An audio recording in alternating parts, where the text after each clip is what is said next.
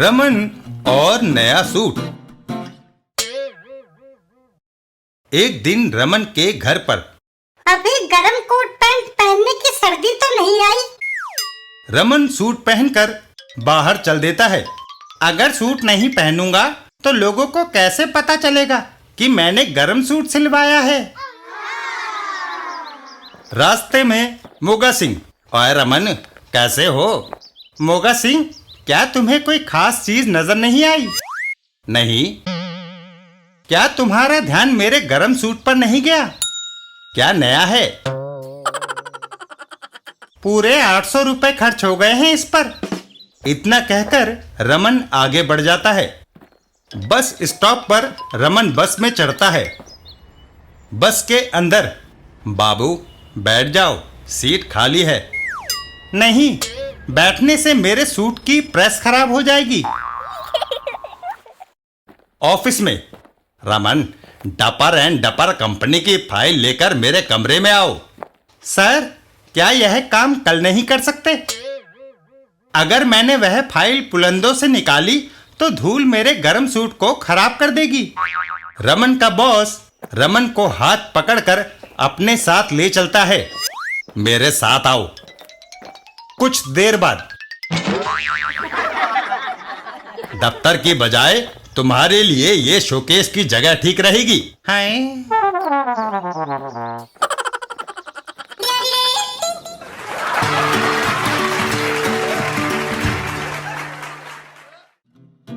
पिंकी और बॉक्सर। एक दिन लाटू के घर पर। अरे लाटू, यह क्या कर रहे हो? कल मेरा बॉक्सिंग का मैच है पिंकी, उसकी प्रैक्टिस कर रहा हूँ। क्या तुम्हें जीतने की उम्मीद है? 100%। क्या तुम देखना चाहती हो कि मैं अपने विरोधी बॉक्सर को कैसे पछाड़ता हूँ? दिखाओ। लाटू अपना मुक्का बॉक्सिंग बैग की ओर तानता है। मान लो ये मेरा विरोधी है, मैं इसको बायां मुक्का दिखाता हूँ और जब वह इधर देखता है तो मैं पूरे जोर से दायां घुमाकर मारता हूँ। लाटू एक मुक्का बॉक्सिंग बैग पर जमा देता है और फिर इस तरह दर्शकों का अभिवादन स्वीकार करता हूँ। हवा में झूला हुआ बॉक्सिंग बैग वापस आकर लाटू के सिर से टकराता है। आई! और लाटू जमीन पर गिर जाता है। पिंकी, जो अपने ही वार से चित हो गया, वह विरोधी को क्या गिराएगा?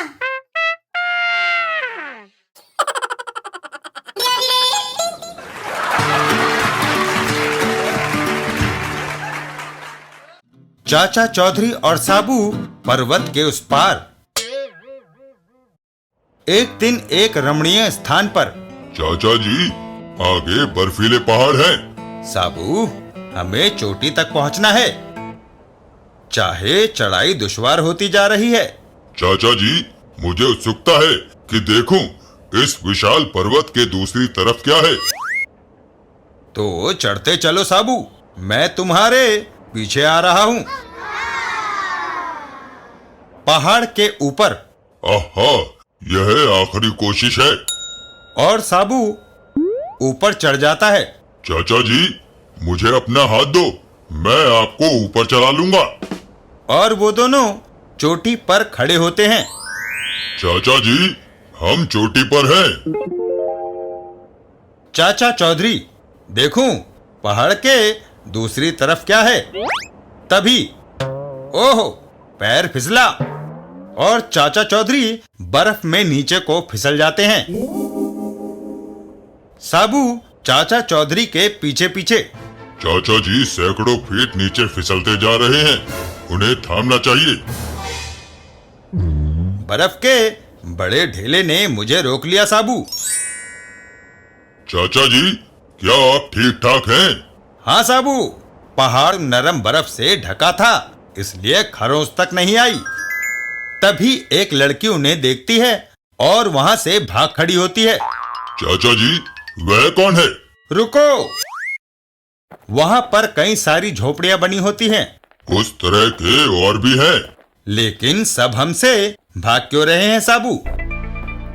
तभी लगता है तुम पर्वत के दूसरी तरफ घनी आबादी वाले इलाके से आए हो। आप मैं प्रोफेसर उपाध्याय हूं।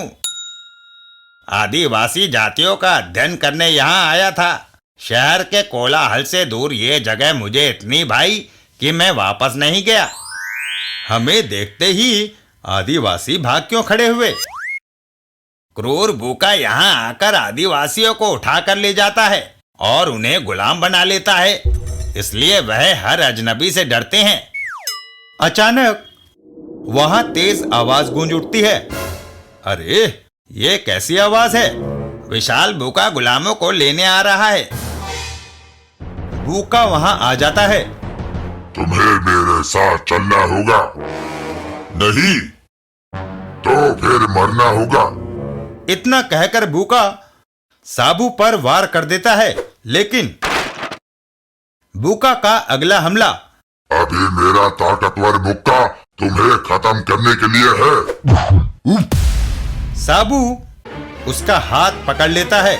बॉस, काफी हो चुका, मेरा हाथ छोड़ो। तुम्हें अपनी ताकत का घमंड है, छुड़ा लो। और साबू भूखा को हवा में उठा लेता है। मुझे नीचे उतारो। और फिर एक जोरदार पटखनी।